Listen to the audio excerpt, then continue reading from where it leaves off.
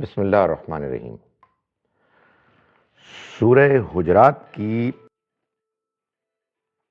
آیت نمبر 11 سے ہمیں آج کا سبق شروع کرنا ہے۔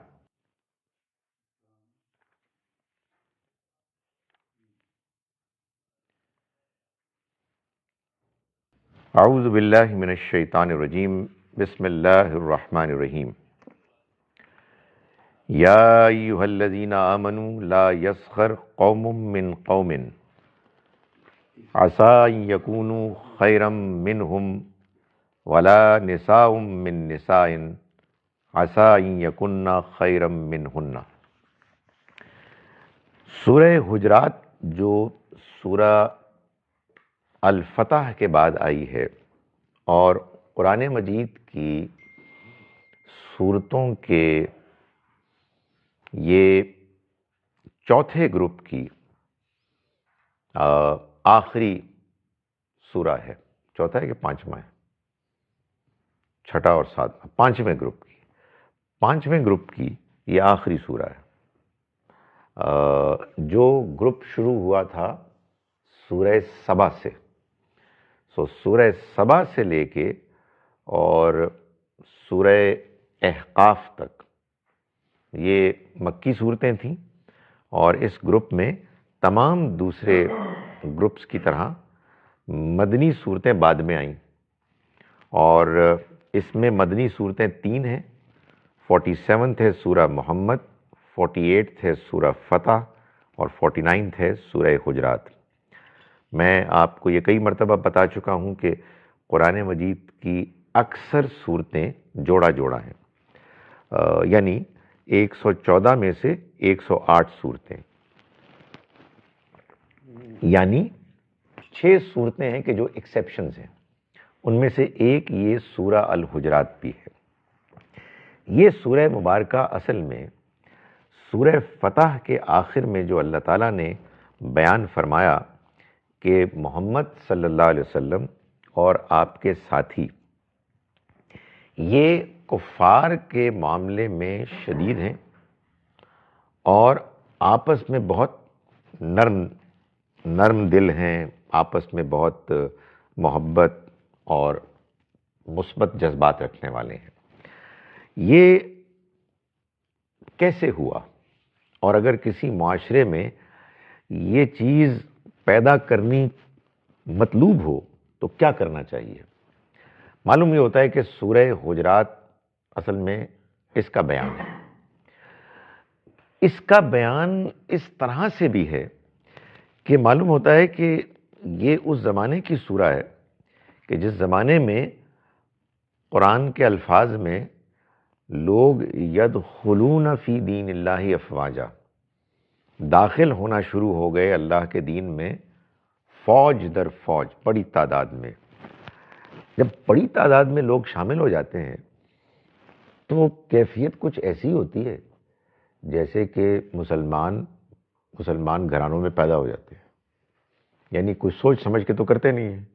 تو اس کے بعد ظاہر ہے کہ ان کے اندر اس کا شعور نہیں ہوتا، ان کا احساس نہیں ہوتا کہ وہ کیا مان کر آئے ہیں۔ چنانچہ ہم نے دیکھا ابتدائی چند آیات میں اس سورہ مبارکہ کی کہ بعض بدو تھے جو نبی صلی اللہ علیہ وسلم کی مجلس میں آتے، ان کو اندازہ ہی نہیں ہوتا کہ آپ کی مجلس میں آنے کے آداب کیا ہیں، آپ سے گفتگو کے آداب کیا ہیں۔ تو اللہ تعالیٰ نے ان کو یہ سب باتیں سکھائیں اور یہ بتایا کہ تم کو ذرا اس بات میں احتیاط کرنی ہے، اس لیے کہ اللہ کے پیغمبر کے ساتھ تمہارا رویہ ہی یہ طے کرے گا کہ اللہ کی طرف سے تم کو ایمان ملے گا یا نہیں ملے گا، تم ہدایت پاؤ گے یا نہیں پاؤ گے۔ یہ اللہ کے رسول ہیں تو ان کی مقام مرتبے کا خیال رکھو۔ یہ بھی ہم نے دیکھا کہ اللہ تعالیٰ نے بتایا کہ مسلمانوں کو چاہیے کہ وہ افواہوں سے بچیں، کہ کوئی بات سنی اور اس کو پھیلا دی، اس کے نتیجے میں یہ بالکل ممکن ہے کہ آپ کوئی فیصلہ کر کے اقدام کریں اور بعد میں آپ پچھتائیں یہ جان کر کہ آپ کا فیصلہ جس بنیاد پر تھا اس کی کوئی حیثیت ہی نہیں تھی۔ آگے چل کے اللہ تعالیٰ یہ بھی پھر بتاتے ہیں کہ اگر مسلمانوں کے درمیان کبھی جھگڑا ہو جائے، دو گروہوں کے درمیان، تو بقیہ مسلمانوں کو چاہیے کہ وہ اس جھگڑے میں تسویہ کریں، مسلمانوں کو آپس میں جوڑیں، نہ کہ ان کے درمیان جو لڑائی ہو رہی ہے اس کو بس بیٹھ کے دیکھیں اور خوش ہوں۔ اور پھر یہ بتایا کہ اس جھگڑے کو نمٹانے میں جب فیصلہ کریں اور کوئی ایک گروہ دوسرے گروہ کے ساتھ زیادتی کرے تو پھر سب مسلمان اس زیادتی کرنے والے گروہ سے لڑیں اور اس کو مجبور کریں کہ وہ اس صلح کے معاہدے پر واپس آئے جس کو کہ انہوں نے پہلے طے کیا تھا، لیکن مسلمانوں کو یہ بھی کہا کہ جب تم دوبارہ فیصلہ کرو تو انصاف کرنا اور عدل سے کام لینا، اس لیے کہ تمام مسلمان بھائی بھائی ہیں، تم اپنے بھائیوں کے درمیان صلح صفائی کرایا کرو اور اللہ سے ڈرتے رہو تاکہ تم پر رحم کیا جائے۔ یہ وہ باتیں ہیں کہ جو ہم پڑھ چکے۔ اب آگے 2 آیات ایسی آ رہی ہیں کہ جس میں اللہ تعالیٰ نے ان 6 باتوں کو بیان کیا ہے کہ جن کو آپ کہہ سکتے ہیں کہ یہ سوشل ایولز ہیں، یعنی سوسائٹی میں لوگ جب آپس میں مل کے رہتے ہیں اور اگر وہ محتاط نہیں ہوتے تو وہ اس طرح کی برائیوں کا ارتکاب کرتے ہیں اور ان کو اندازہ بھی نہیں ہوتا کہ وہ کتنی غلط کام کر رہے ہیں، کتنے برے کام کر رہے ہیں۔ اور یہ وہ برائیاں ہیں جن برائیوں میں ایک تو ان کا برا ہونا، ایک ان کا گناہ ہونا ایک بڑی افسوسناک بات ہے جس سے ہر مسلمان کو جسے اوائڈ کرنا چاہیے، لیکن ساتھ ہی ساتھ اس سورہ مبارکہ میں ان کو اس لیے بیان کیا گیا کہ یہ کسی معاشرے میں لوگوں کے اتحاد اور آپس کی ہمدردی اور رسپیکٹ کو ختم کر دیتے ہیں، یعنی معاشرہ ٹوٹ جاتا ہے، بالکل منتشر ہو جاتا ہے۔ تو یہ اب وہ باتیں بتائی جا رہی ہیں۔ کیوں؟ اس لیے کہ سورہ کا مضمون یہی ہے کہ مسلمان یونائٹڈ ہوں، مسلمان مل کے رہیں، ایک دوسرے کے ہمدرد ہوں، ایک دوسرے کا خیال رکھیں، اور یہ جو ایک نئی امت برپا ہوئی ہے یہ امت مضبوط ہو اور مل جل کر وہ اس کے مقاصد کو حاصل کریں۔ فرمایا یا ایھا الذین آمنوا، ایمان والو، لا یسخر قوم من قوم، نہ مرد دوسرے مردوں کا مذاق اڑائیں، عسیٰ ان یکونوا خیرا منہم، کیا خبر کہ وہ ان سے بہتر ہوں، ولا نساء من نساء، اور نہ عورتیں دوسری عورتوں کا مذاق اڑائیں، عسیٰ ان یکن خیرا منہن، کیا خبر کہ وہ ان سے بہتر ہوں، یعنی جو مذاق اڑا رہی ہیں، جن کا مذاق اڑایا جا رہا ہے وہ مذاق اڑانے والیوں سے بہتر ہوں۔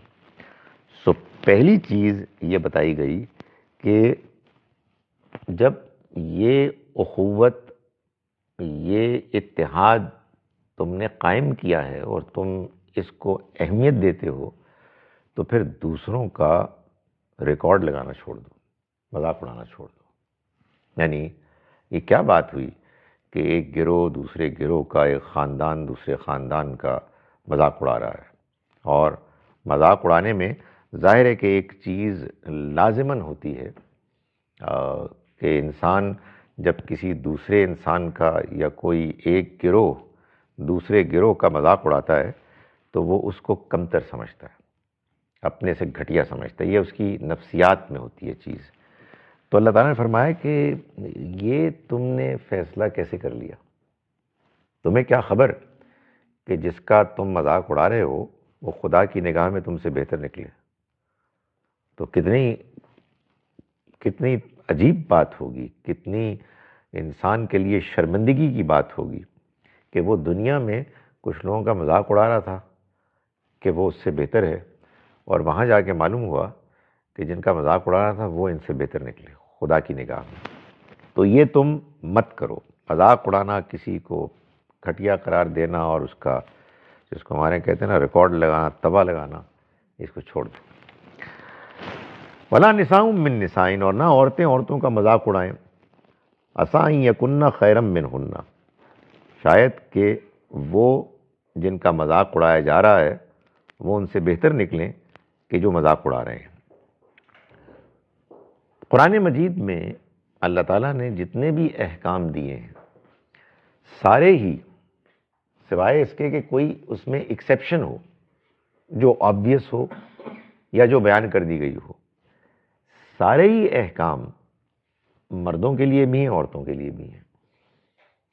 اگرچہ کہ اگر آپ گرامیٹیکلی اس زبان کو اینالائز کریں تو جو اس کا بیان ہوتا ہے وہ میسکولن جینڈر میں بیان ہوتا ہے۔ یہ ایک مجبوری ہے۔ دوسرا طریقہ یہ ہو سکتا تھا کہ آپ دونوں کو ذکر کریں، جیسے کہ اب شروع ہو گیا ہے، ہی اینڈ شی، ہی سلیش شی، بلکہ میں نے دیکھا کہ اب تو صرف شی ہے، اس لیے کہ تھیوری یہ ہے کہ شی کے اندر ہی بھی ہے۔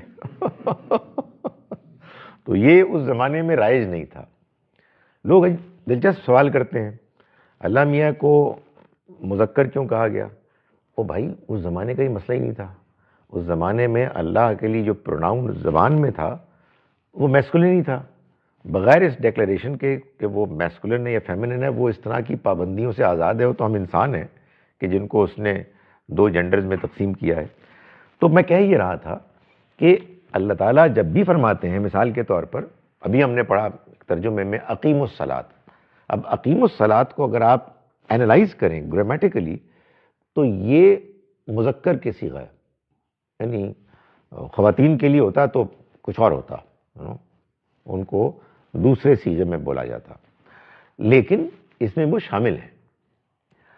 اگر کبھی ان کا ذکر الگ سے ہو تو یا تو وہ اس لیے ہوتا ہے کہ اللہ تعالیٰ ان کو خاص طور پر انکریج کرنا چاہتے ہیں، یا وہ اس لیے ہوتا ہے کہ اللہ تعالیٰ کوئی خاص خوبی ان کے اندر بھی اسپیشلی دیکھنا چاہتے ہیں جس کو نمایاں کرتے ہیں، اور یا یہ ہوتا ہے کہ کوئی خامی جو ان کے اندر بھی ہے اس کو نمایاں کر کے ان کو بیان کرتے ہیں کہ تم اس سے بچو۔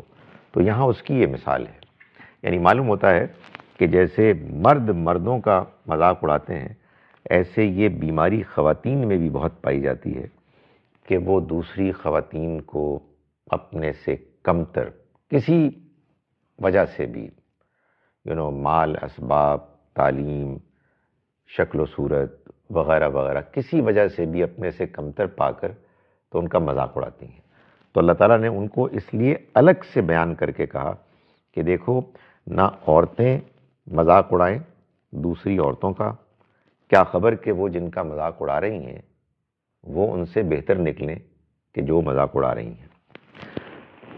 وَلَا تَلْمِزُوا أَنفُسَكُمْ، اور نہ تم اپنوں کو عیب لگاؤ، یعنی نہ تم یہ کرو کہ ایک دوسرے کو تانے دو، ایک دوسرے کے لیے اشارے کرو۔ یہ بھی ایک بڑا گرا ہوا گھٹیا طریقہ ہوتا ہے کہ آپ دوسرے شخص کو اپنے سے کمتر سمجھتے ہیں تو بعض اوقات گفتگو میں ایک ایسا اسلوب اختیار کرتے ہیں کہ جس میں دوسرا نیچا نظر آئے، بلکہ وہ ذلیل ہو۔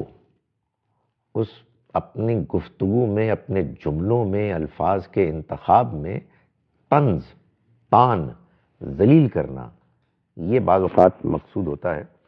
اور یہ اللہ تعالیٰ نے جس اسلوب میں بیان کیا ہے وہ یہ ہے کہ تم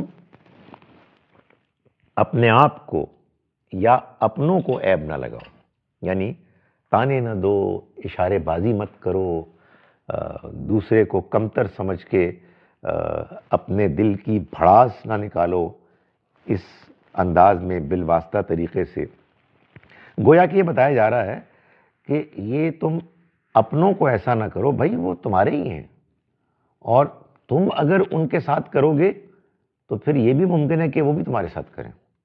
یعنی یہ ہے نا کہ تم اپنے آپ کو، یعنی یہاں جو الفاظ ہیں وہ یہ ہیں کہ تم اپنے آپ کو عیب نہ لگاؤ۔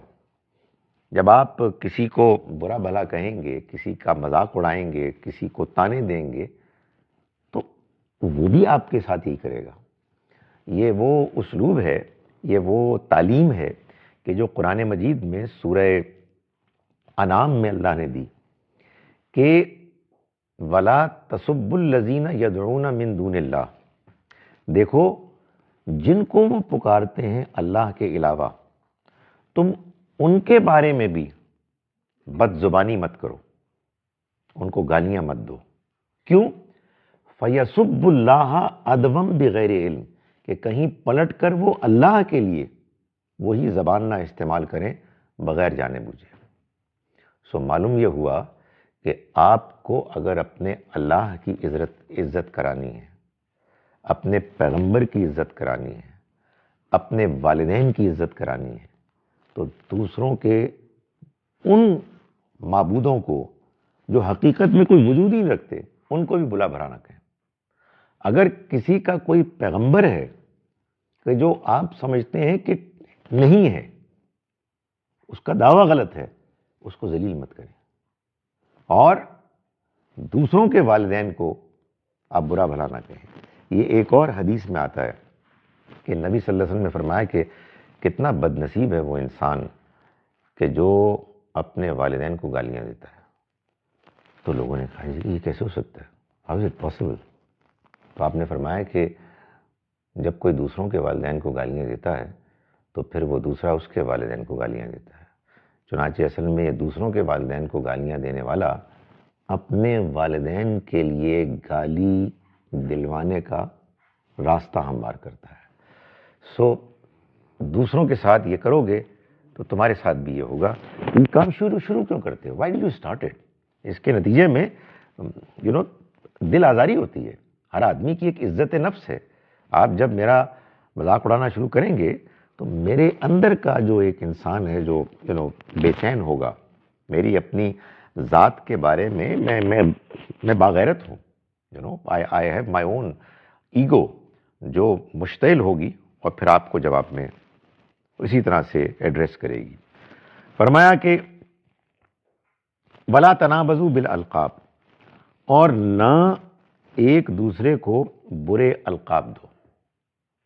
یعنی ایک بندہ ہے، بندے کا نام کچھ اور ہے، آپ نے اس کا نام مذاق میں رکھ دیا اور مشہور کر دیا، اس کی ظاہری شکل و صورت کی وجہ سے، اس پر کسی الزام کی وجہ سے، کسی وجہ سے بھی، اور آپ نے اس کو مشہور کر دیا کہ یہ بندہ فضل الرحمان نہیں ہے، ڈیزل ہے، اور اس کو آپ مشہور کیے جا رہے ہیں اور آپ نے مذاق اڑا دیا ہے۔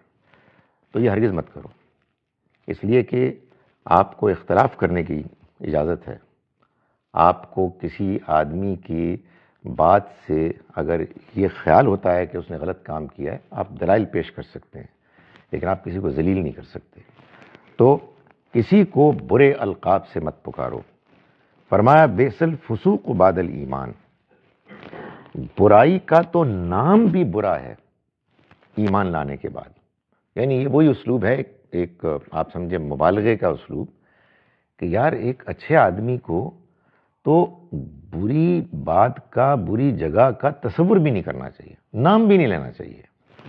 وجہ یہ کہ آدمی ایمان لائے اور پھر اس طرح کی چیزوں میں ملوث ہو جائے۔ فرمایا وَمَن لَّمْ يَتُبْ، اور جو توبہ نہیں کرے گا، نہیں یہ ترجمہ ٹھیک نہیں، جو اب بھی توبہ نہیں کرے گا، فَأُولَٰئِکَ هُمُ الظَّالِمُونَ، تو یہی لوگ ہیں کہ جو ظالم ہیں۔ یعنی اس سے مراد، اس بات سے یہ معلوم ہوتا ہے کہ اس سے مراد یہ ہے کہ آپ کو پتہ ہی نہیں تھا، آپ خیال کرتے تھے کہ یار یہ تو اچھی انٹرٹینمنٹ ہے، بیٹھ جاتے ہیں، ذرا دل بہل جاتا ہے، ایک دوسرے کا ریکارڈ لگا لیتے ہیں، ذلیل کر لیتے ہیں، کسی دوسرا بندے کے نام لینا شروع کر دیتے ہیں، قہقہے لگاتے ہیں، ٹھٹے کرتے ہیں، تو ایک اچھا دن گزر جاتا ہے۔ تو پتہ نہیں تھا آپ کو، لیکن آپ کو یہ معلوم ہو گیا کہ خدا تعالیٰ تو اس کو سخت ناپسند کرتا ہے۔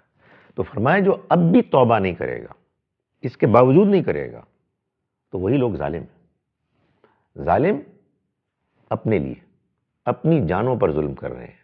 یعنی کوئی کسی کا مذاق اڑا کے کسی کے ساتھ زیادتی نہیں کرتا، اپنے ساتھ زیادتی کرتا ہے۔ تو فرمایا کہ جو اب بھی توبہ نہیں کرتا، وہی لوگ ہیں کہ جو ظالم ہیں، یعنی اپنی جانوں پر ظلم کرتے ہیں۔ یا ایھا الذین آمنوا، ایمان والو، اجتنبوا کثیرا من الظن، تم بہت زیادہ گمان کرنے سے اجتناب کرو. ان بعض الظن اثم، بعض گمان گناہ ہوتے ہیں. یعنی آپ نے کسی دوسرے انسان کے ظاہری عمل اور ظاہری سٹیٹمنٹ کو نظر انداز کر کے اس کی نیت میں جھانکنا شروع کر دیا. تمہارا کہنے کا مقصد کیا تھا جو انسان جان ہی نہیں سکتا. آپ زیادہ سے زیادہ کہہ سکتے ہیں کہ یار یہ آپ نے بڑی سخت بات کی، آپ کو آپ کا لب و لہجہ یہ پسندیدہ مطلوب نہیں ہے. You could have been polite, یہ ٹھیک ہے. آپ کہیں تم نے یہ جملہ اس لیے بولا تھا کہ تم اصل میں مجھے دوسروں کے سامنے ذلیل کرنے کی نیت سے آئے تھے. یہ آپ کا جورسڈکشن ہی نہیں ہے، یہ آپ کا اختیار ہی نہیں ہے کہ آپ دوسروں کے بارے میں گمان کریں. آپ نے کسی کو کھانے پہ بلایا اور وہ نہیں آئے، جلتا ہے مجھ سے، سڑتا ہے مجھ سے، ہے نا، فوراً فیصلہ کرنا شروع کر دیا. اللہ تعالیٰ فرماتے ہیں کہ زیادہ گمان کرنے سے بچو، یعنی خاص طور پر جس کو آپ بدظنی کہتے ہیں، اس لیے کہ بہت سے گمان گناہ ہوتے ہیں. اور حقیقت واقعہ یہ ہے کہ اکثر و بیشتر انسانوں کے درمیان اختلاف کی وجہ یہ ہوتی ہے کہ وہ بدگمانی کرتے ہیں. We don't talk to each other. ہم دوسرے کے بارے میں ایزیوم کرتے ہیں کہ اصل میں یہ کام یہ اس لیے کر رہا ہے کہ اس کے پیچھے اس کا یہ مقصد ہے. اور اس کے بعد آگ ایسی پھیلتی ہے، غلط فہمیاں اتنی زیادہ ہو جاتی ہیں کہ پھر بہت ایسا ہوتا ہے کہ پیچ اپ کرنے کی بھی کوئی نوبت نہیں آتی. نبی صلی اللہ علیہ وسلم نے اس معاملے میں اس تعلیم کو، اس امپورٹنٹ پرنسپل کو اتنا زیادہ نمایاں کیا کہ ایک زمانے میں آپ کو معلوم ہے، یہ بات ہم بار بار ڈسکس کرتے رہے ہیں کہ اللہ کے رسول جب آ جاتے ہیں تو ان کے آنے کے بعد جب ایک ڈیڈ لائن گزر جاتی ہے تو پھر وہ لوگ کہ جو انکار کرنے والے ہیں ان پر اللہ کی سزا آتی ہے. یہ بات بھی ہم نے کئی مرتبہ ڈسکس کی کہ نبی صلی اللہ علیہ وسلم کی قوم کے کیس میں یہ سزا آپ کے ساتھیوں کی تلواروں سے آئی.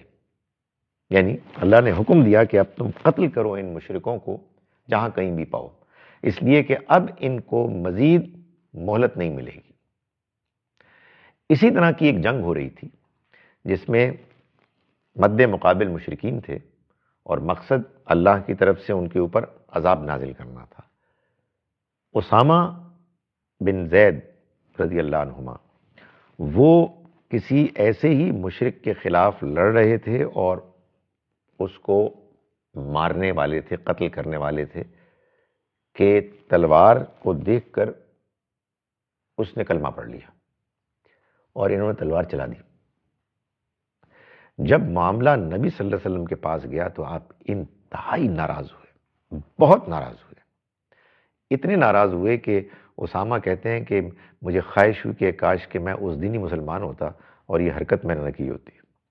آپ فرما رہے تھے کہ تم نے کیا اس کے دل میں جھانک کر دیکھا ہے کہ اس نے اپنی جان بچانے کے لیے کلمہ پڑھا؟ اس لیے کہ اسامہ یہی کہہ رہے تھے نا کہ بھائی وہ تو میری تلوار کو دیکھ کے اس نے کلمہ پڑھا ہے.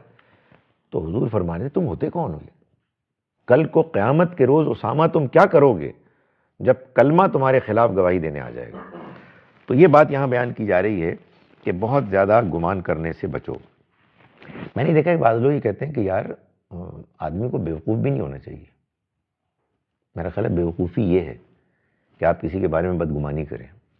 فرض کیجئے کہ آپ کا گمان اصل میں ٹھیک ہے لیکن آپ نے تو وہ ایک نیگیٹو چیز سوچی نا، اور جب آپ کے پاس ڈاؤٹ ہے اور آپ نے کسی ایک طرف جھکنا ہے تو اس طرف کیوں نہیں جھکتے کہ یار آئی ڈونٹ نو، میں کچھ نہیں کہہ سکتا. Benefit of doubt.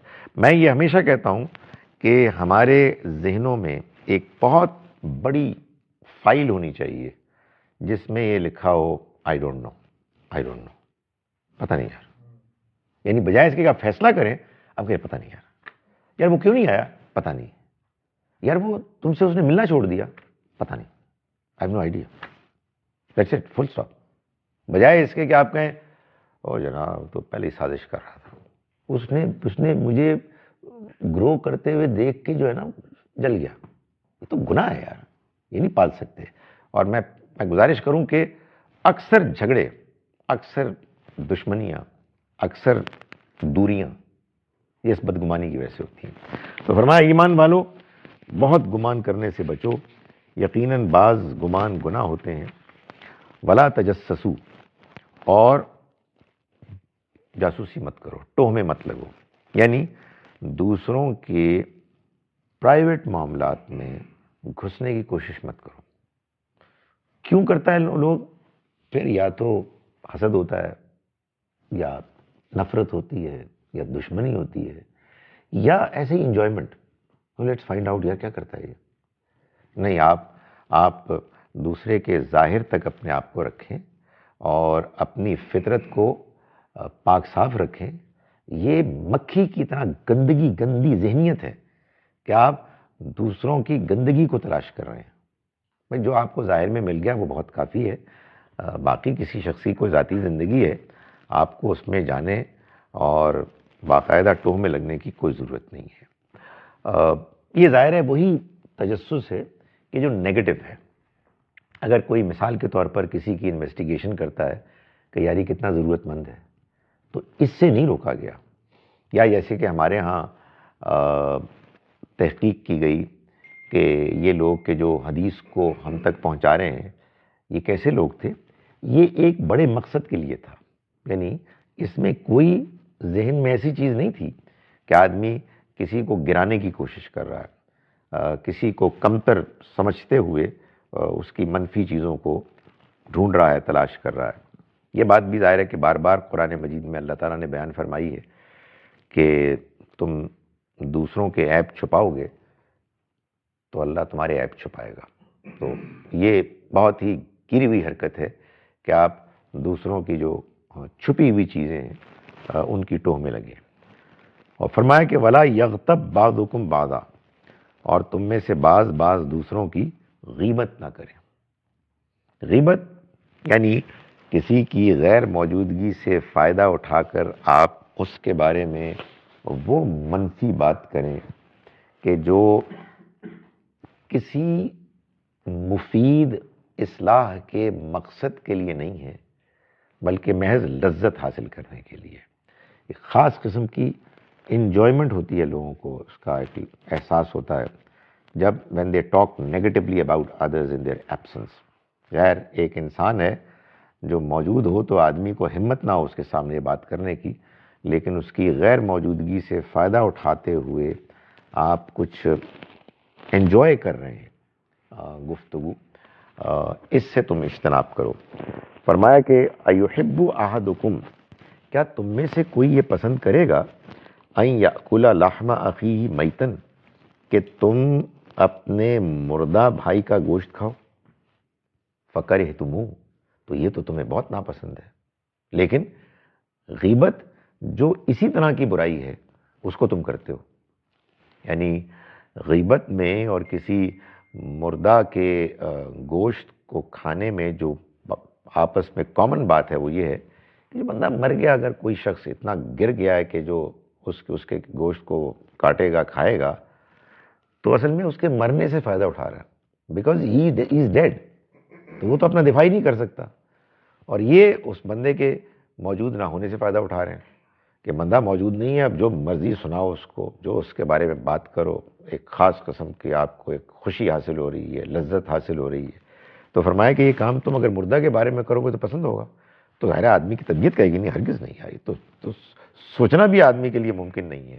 مگر غیبت تم خوب کرتے ہو، یہ بھی اسی درجے کا گناہ ہے. فرمایا واتقوا اللہ، اور اللہ کا تقوی اختیار کرو. ان اللہ تواب الرحیم، یقیناً اللہ بہت توبہ قبول کرنے والا، پلٹنے والا، رحم کرنے والا ہے. ان 6 پرابلمز میں، ان 6 سوشل ایولز میں 3 کو ایک آیت میں بیان کیا یا ایھا الذین آمنوا کہہ کے، اور 3 کو دوسری آیت میں بیان کیا گیا. فرق یہ ہے کہ پہلی آیت میں، آیت نمبر 11 میں جو برائیاں بیان کی گئی ہیں، مذاق اڑانا، تانا دینا، برے القاب سے پکارنا، یہ بندے کے سامنے ہوتا ہے. اور جو دوسری آیت میں بدگمانی کرنا، تہمے لگنا، غیبت کرنا، یہ بندے کے پیچھے ہوتا ہے. تو دونوں کو بیان کیا اور یہ کہا کہ اس سے بچو گے تو پھر آپس میں ایک دوسرے کی عزت کرو گے، ایک دوسرے کا احترام کرو گے اور ایک دوسرے کے قریب آؤ گے، نہ کہ وہ اپنے اندر پیدا کرو گے دشمنیاں، نفرتیں، دوریاں. اس موقع پر وہ ایک جو حدیث میں ایک بات بیان ہوئی ہے اس کو بھی مینشن کرنا مناسب ہوگا کہ نبی صلی اللہ علیہ وسلم نے فرمایا کہ عجیب ہوگا میرا امت کا مفلس. تو آپ نے پوچھا کہ تمہیں معلوم میری امت کا مفلس کون؟ تو لوگوں نے کہا جی کہ مفلس تو وہی ہوتا ہے کہ جس کے پاس درہم دینار نہیں ہوتے.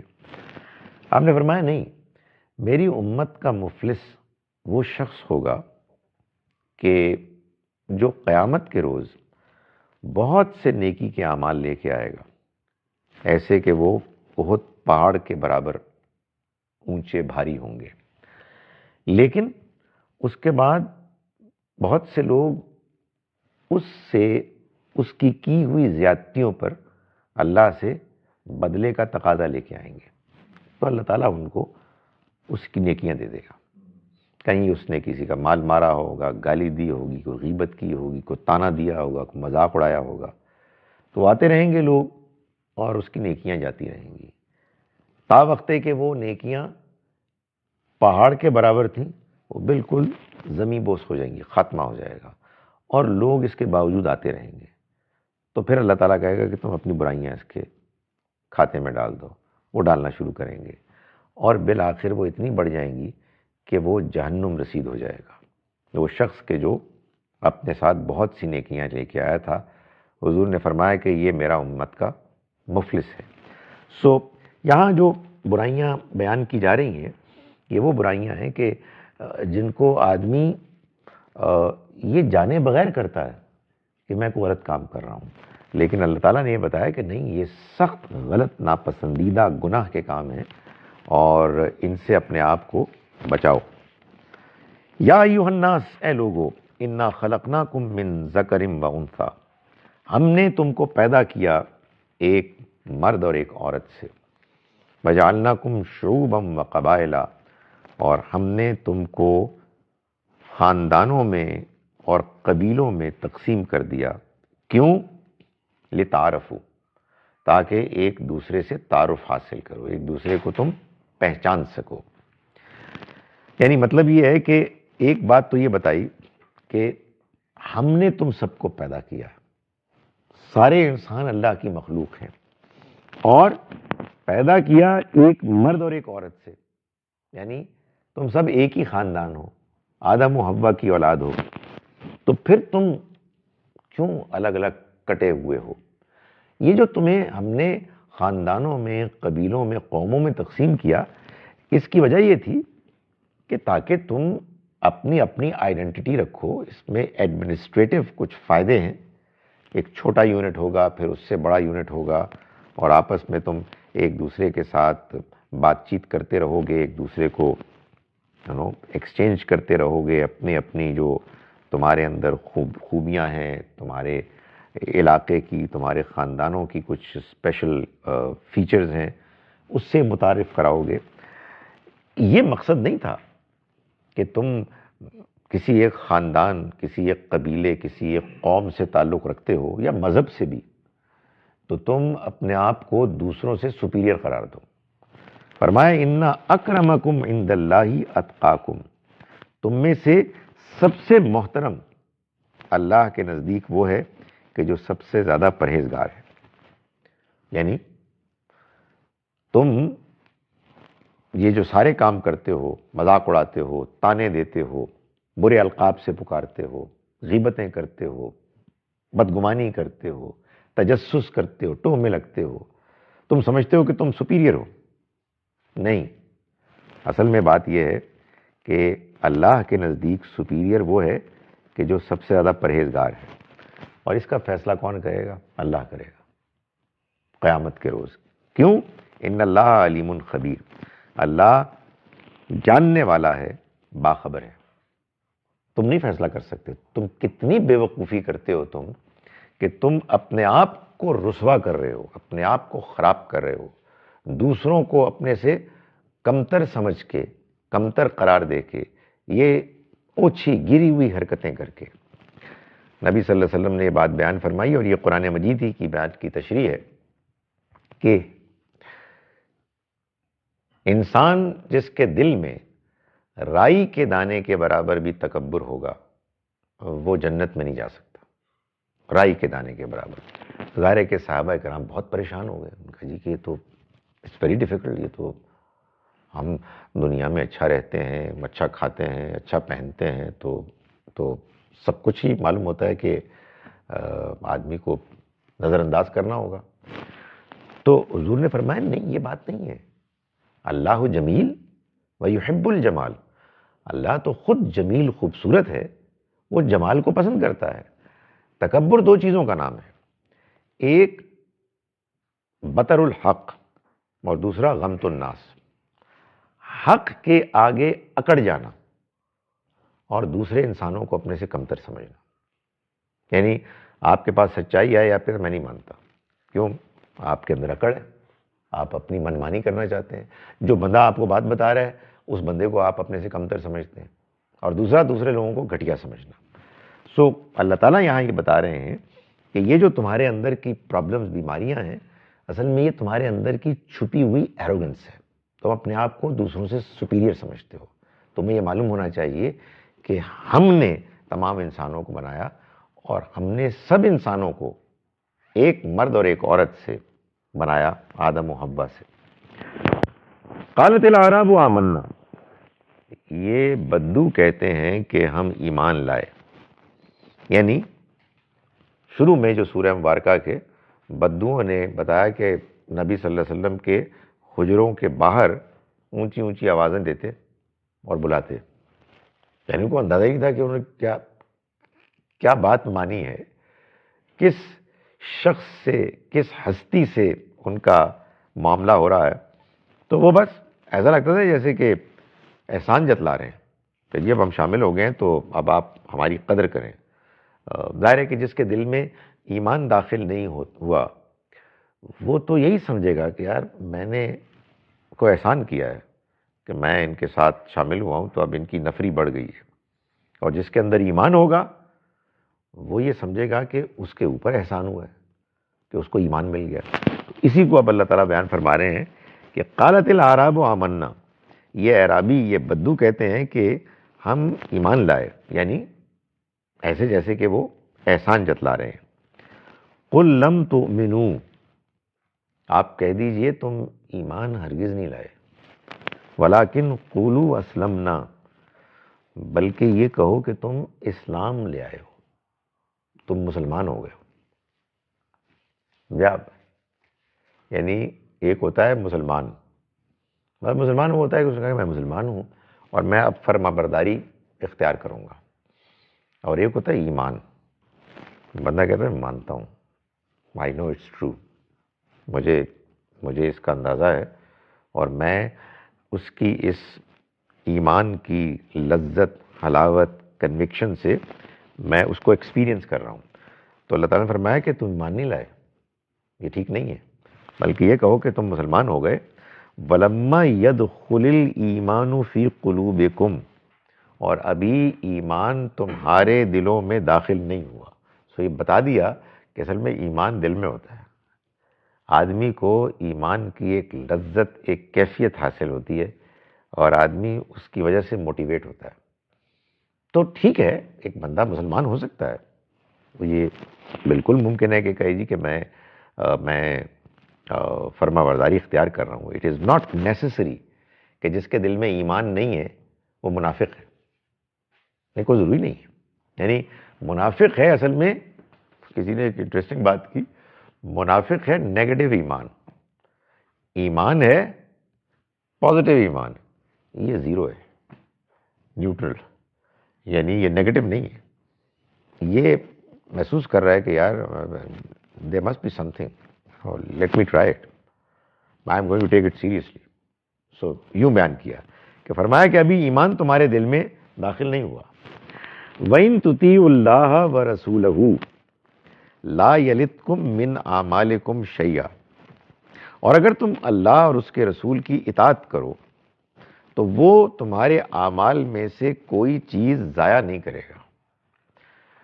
یہ بڑی انٹرسٹنگ بات ہے جو اللہ تعالیٰ نے کہی. مطلب اللہ تعالیٰ یہ بھی کہہ سکتے تھے نا کہ اگر تم اللہ اور اس کے رسول کی اطاعت کرو گے تو تمہیں آہستہ آہستہ ایمان مل جائے گا.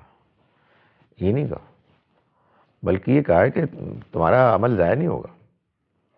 یعنی ٹھیک ہے آپ نماز پڑھتے ہیں، آپ زکوٰۃ دیتے ہیں، آپ کہتے ہیں یار میں یہ رسک نہیں لے سکتا، I can't take this risk کہ اگر فرض کرو یہ ٹھیک نکلے اور میں نافرمانی کروں تو میں تو مارا جاؤں گا.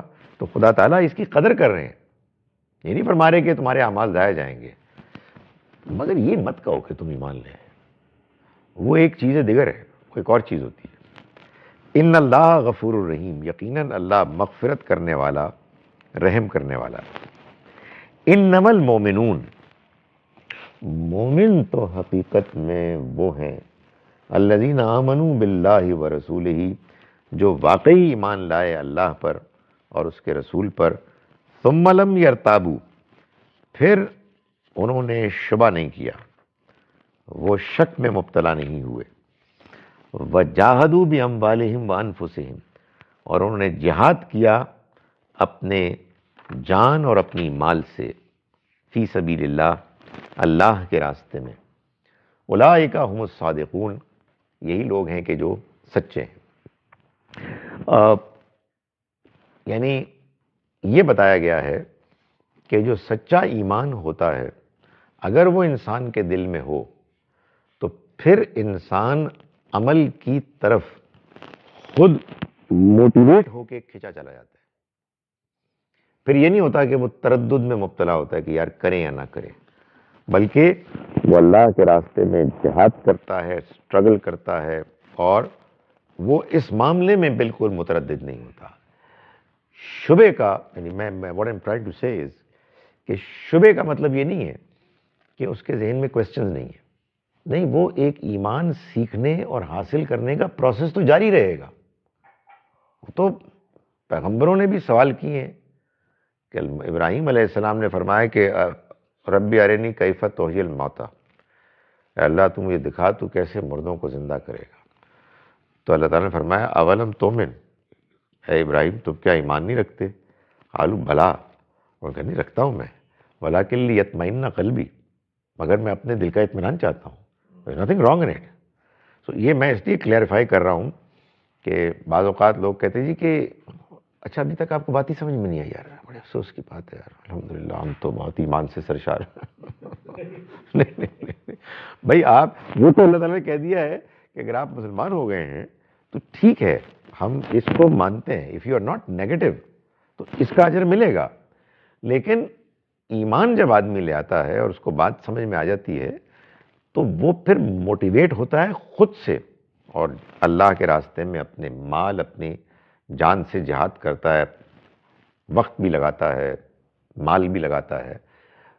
یہ بالکل ممکن ہے کہ ذہن میں سوالات بھی ہوتے ہیں، وہ اسٹرگل کر رہا ہے، پازیٹیولی ان کو جان رہا ہے، مگر عمل کے راستے میں کوئی شک شبہ رکاوٹ نہیں بنتا. پتہ نہیں یار نماز آئی ڈونٹ نو ٹھیک بھی ہے کہ نہیں، نہیں ایسا نہیں ہوتا. وہ اپنے پوری دل جمی کے ساتھ، پوری انکلینیشن کے ساتھ یہ سارے اعمال کرتے ہیں. تو یہی لوگ ہیں کہ جو سچے ہیں، یعنی جن کو ایمان کی حلاوت، ایمان کا مزہ حاصل ہو گیا. فرمایا کہ قل اتعلمون اللہ بدینکم، ان سے پوچھو کہ کیا تم اللہ کو اپنے دین سے آگاہ کر رہے ہو؟ تم اللہ کو بتا رہے ہو کہ تم دین میں تمہاری کیا حیثیت ہے، تم کتنا دین اختیار کر چکے ہو، تمہاری دین کی کوالٹی کیا ہے.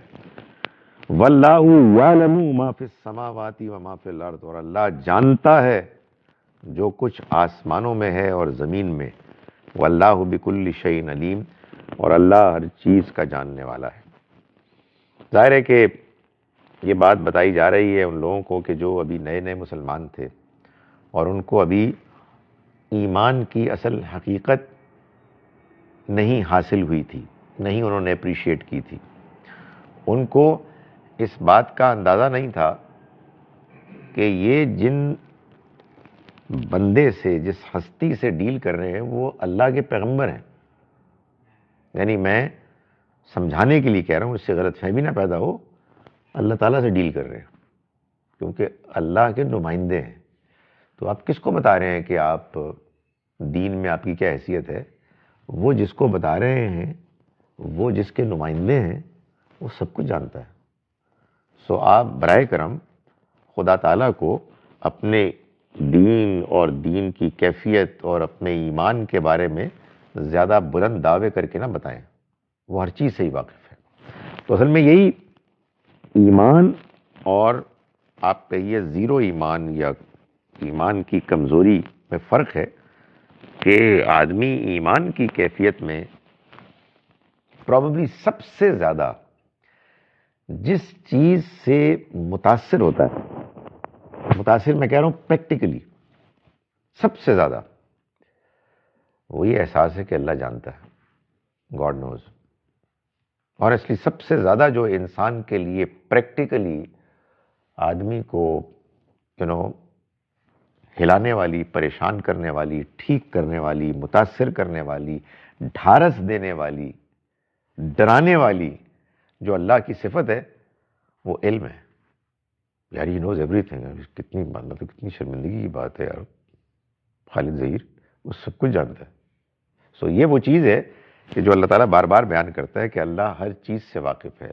اس لیے اللہ میاں کو زیادہ تم سمارٹ نہ بنو اور بتانے کی کوشش مت کرو، ہی نوز ایوری تھنگ۔ یمنون علیک ان اسلموا، اے پیغمبر یہ آپ کے اوپر احسان جتلاتے ہیں کہ وہ اسلام لے آئے، مسلمان ہو گئے۔ قل آپ کہہ دیجئے لا تمنوا علی اسلامکم، تم مجھ پر اپنے اسلام کی احسان کو مت جتلاؤ، اسلام قبول کرنے کا احسان تم مجھ پر ظاہر نہ کرو۔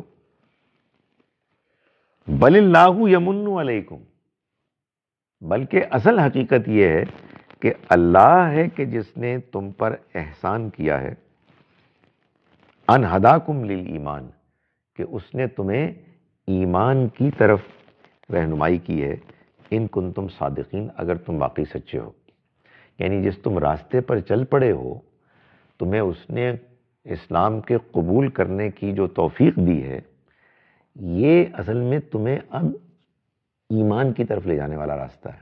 اگر تم اس معاملے میں مخلص ہو، سنسیئرلی اگر تم اس راستے پہ چلو گے، تو وہ مقام دور نہیں ہے جب ایمان تمہارے دلوں میں داخل ہو جائے گا تو تم نے اللہ میاں پہ، اللہ کے رسول پہ تم نے احسان کیا ہے، بے وقوف، اس نے تم پہ احسان کیا ہے، اس نے تمہیں وہ راستہ دکھایا ہے کہ جس راستے کو اختیار کرنے کے بعد تم ایمان کو پالو گے۔ سو تم اے پیغمبر آپ کو یہ احسان جتلا رہے ہیں آپ پر کہ یہ اسلام لے آئے، نہیں بلکہ اللہ نے ان پر احسان کیا، کہ اللہ نے تم پر احسان کیا ہے کہ اس نے تمہیں ہدایت کی، رہنمائی کی ایمان کی طرف، اگر تم واقعی سچے ہو۔ ان اللہ یعلم غیب السماوات والارض، اللہ جانتا ہے آسمانوں اور زمین کے غیب کو، یعنی ہر وہ چیز کہ جو اس دنیا میں چھپی ہوئی ہے اس کو بھی جانتا ہے۔ واللہ بصیر بما تعملون، اور اللہ جو کچھ تم کرتے ہو اس کو دیکھتا ہے۔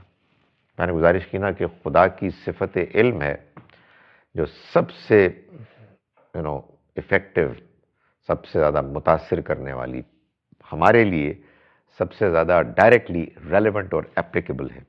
جتنا زیادہ انسان اس کی روشنی میں زندگی گزارے گا، اتنا ہی زیادہ وہ صاحب ایمان ہوگا، اللہ کے قرب کو حاصل کرے گا۔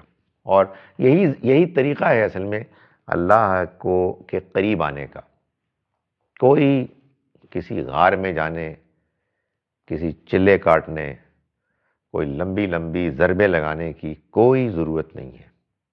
جس چیز کی ضرورت ہے وہ یہ ہے کہ آدمی دین کو اختیار کرے، نماز زکوٰۃ باقاعدگی سے کرے اور جو بھی احکام ہیں، اور اس بات پر صبح و شام اپنے آپ کو ریمائنڈ کرائے کہ اللہ دیکھ رہا ہے۔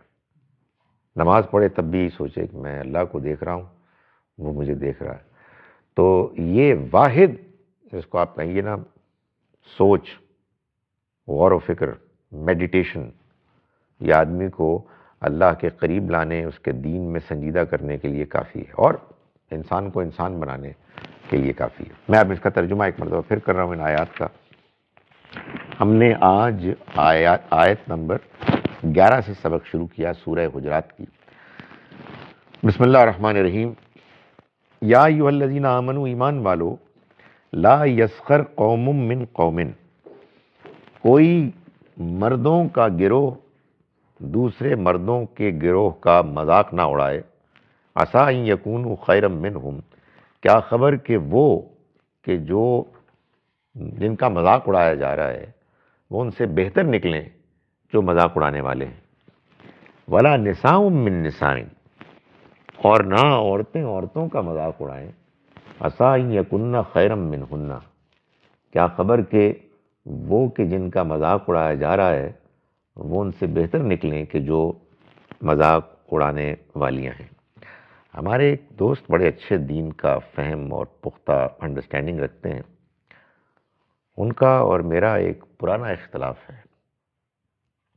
میں صرف آپ کے سامنے اس کو پیش کر رہا ہوں۔ میں یہ نہیں کہہ رہا کہ میں اس پر عمل کرتا ہوں، لیکن میں اس کی انڈرسٹینڈنگ پر ہمارا اختلاف ہے۔ وہ بہت نیک آدمی ہے، میں بہت بیوقوف آدمی ہوں۔ ان کا کہنا یہ ہے کہ اس آیت کا یہ مطلب نہیں ہے، اس کا یہ منشا نہیں ہے کہ جو تم کہتے ہو مولوی کہ ہم سکھوں کے لطیفے یا پٹھانوں کے لطیفے ہم نہیں سنا سکتے۔ وہ کہتے ہیں یہ آیت یہ نہیں کہہ رہی۔ میرا کہنا ہے کہ یہ کہہ رہی ہے۔ آپ کسی قوم کا مذاق نہیں اڑا سکتے، آپ کسی گروہ کا مذاق نہیں اڑا سکتے۔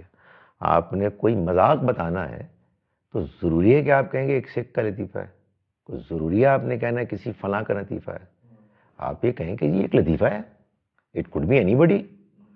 سو کوئی جنرلائز کر رہے ہیں آپ، ہاں، تو وہ ہو جاتا ہے نا، وہ جنرلائز ہو جاتا ہے۔ سچی بات یہ، لیٹس فیس اٹ، جب ہم دیکھتے ہیں، ویسے تو آپس کی بات یہ ہے کہ ابھی فوراً بعد میں ایک سکھ بردر کے ساتھ کھانا کھانے جا رہا ہوں، تو ٹھیک ہے، یہ ہمارے جیسے ہمارے بھائی ہیں، آپ لوگ ان کے پاس ہو کے آئے ہیں ابھی سنڈے کو۔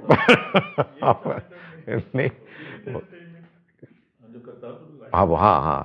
ان کے یہ بھی تھے ان میں۔ تو فرمایا کہ ولا تلمزوا انفسکم، اور نہ تم اپنوں کو عیب لگاؤ، ولا تنابزوا بالالقاب، اور نہ آپس میں ایک دوسرے کو برے القاب دو، القاب سے پکارو۔ بئس الاسم الفسوق بعد الایمان، ایمان کے بعد تو فسق، نافرمانی کا نام بھی بہت برا ہے۔ یعنی یہ سب باتیں فسق کی باتیں ہیں، اور ایمان کے بعد تو اس کا نام بھی بہت برا ہے۔ ومن لم یتب فاولئک هم الظالمون، اور جو اب بھی توبہ نہ کریں، یعنی اس ساری تنبیہ کے بعد بھی توبہ نہ کریں، فاولئک هم الظالمون، تو وہی لوگ ہیں کہ جو ظلم کرنے والے ہیں، یعنی اپنے اوپر۔ یا ایھا الذین آمنوا، ایمان والو، اجتنبوا کثیرا من الظن، تو بہت سے گمانوں سے بچو۔ ان بعض الظن اثم، اس لیے کہ بعض گمان گناہ ہوتے ہیں۔ ولا تجسسوا، اور تم ایک دوسرے کی ٹوہ میں نہ لگو۔ ولا یغتب بعضکم بعضا، اور نہ تم میں سے کوئی کسی کی غیبت کرے۔ ایحب احدکم، کیا تم میں سے کوئی چاہے گا ان یأکل لحم اخیہ میتا، کہ وہ اپنے مردہ بھائی کا گوشت کھائے۔ فکرہتموہ، تو یہ تو تم کو بہت ناپسند ہے، لیکن غیبت اس کے باوجود تم کرتے ہو۔ واتقوا اللہ، اور اللہ کا تقوی اختیار کرو، اللہ سے ڈرو۔ ان اللہ تواب الرحیم، یقیناً اللہ بہت توبہ قبول کرنے والا، بہت رحم کرنے والا ہے۔ یا ایھا الناس، ہے لوگو، انا خلقناکم من ذکر و انثی، ہم نے تو تم کو ایک مرد اور ایک عورت سے پیدا کیا، وجعلناکم شعوبا وقبائل، اور ہم نے تم کو بانٹ دیا خاندانوں میں اور قبیلوں میں، لتعارفوا، تاکہ تم ایک دوسرے سے تعارف حاصل کر سکو، ایک دوسرے کو پہچانو۔ ان اکرمکم عند اللہ اتقاکم، یقیناً تم میں سے اللہ کے نزدیک سب سے زیادہ محترم وہ ہے کہ جو تم میں سے سب سے زیادہ پرہیزگار ہے۔ ان اللہ علیم خبیر، اور اللہ جانتا ہے، باخبر ہے، یعنی وہی فیصلہ کرے گا، وہی جانتا ہے، وہی باخبر ہے۔ قالت الاعراب آمنا، یہ بدو کہتے ہیں کہ ہم ایمان لائے۔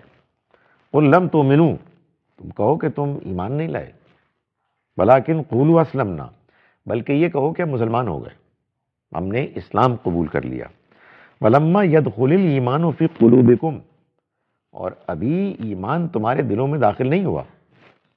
وَإِن تُطِيعُوا اللَّهَ وَرَسُولَهُ، اور اگر تم اللہ اور اس کے رسول کی اطاعت کرو گے، لا یلتکم من اعمالکم شیئا، تو وہ تمہارے اعمال میں سے کوئی چیز ضائع نہیں کرے گا۔ ان اللہ غفور الرحیم، یقیناً اللہ مغفرت کرنے والا، رحم کرنے والا ہے۔